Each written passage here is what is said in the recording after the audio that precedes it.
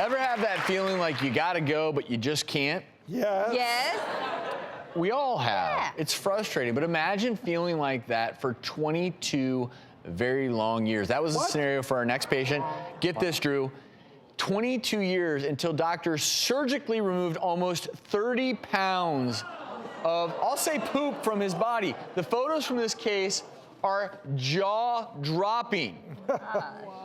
That's a jaw dropper. Now that's impressive. And I do want to It looks like a walrus. a specialist proctologist, Dr. David Rosenfeld, who, it scares me to admit this, but you're probably excited about this. Talking like that. Yeah. Now, is that intestines and the poop is inside of it? Is Yes. that okay? That is amazing. I mean, as a colorectal surgeon, I've removed the whole colon for people with ulcerative colitis, removed portions of the colon for cancer with big tumors.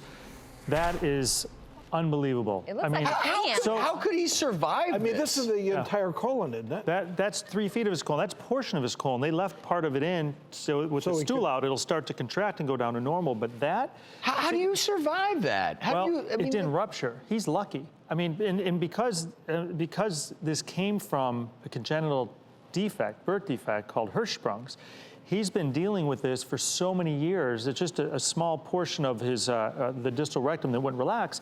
It's been building up. So, as you know, tissue stretches. So I'm sure he was going to the bathroom. I mean, it wasn't like he wasn't going, or they would have figured out a birth. Well, yeah, because Hirschsprung's is typically diagnosed very early Infancy, on. right. So for this to have gone on for that long without a diagnosis being made, there are some mitigating circumstances here. Maybe a little bit of poop was coming out along the side. He passed in meconium, probably explosive. He gets out of the hospital. Now he's chronically constipated, and he's not going. He's taking laxatives and enemas, and the stool's getting harder and harder. It's getting what we call impacted. So the liquid is going around it, and so some of the liquid's coming out, but the other's staying there, and it just keeps filling up. And over years, I mean, they said he was like pregnant. So he was walking around with 30 pounds of stool and intestines, which, I mean... Wouldn't someone typically do some imaging? Like, it's just kind of a gradual... This is a big miss, and yeah, you're right. Where did this occur? This is 30 pounds, China. This is 30 pounds. I'm not pressured.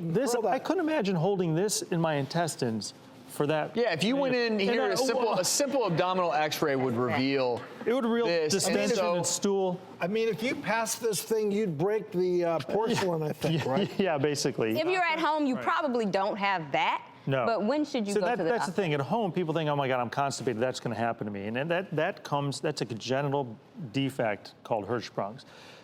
The difference is that was happening over years and stretching the colon over a long period of time. And so when someone doesn't go to the bathroom for about 2 or 3 days and they start to feel pressure in their pelvis and they're feeling pain, they will call and come into the office, and they're what's called impacted. And I'll take all the stool out right there in the office, and it hurts. I mean, there's no question. This is not fun for the patient. However, when I'm done getting this rock-hard stool out, they just...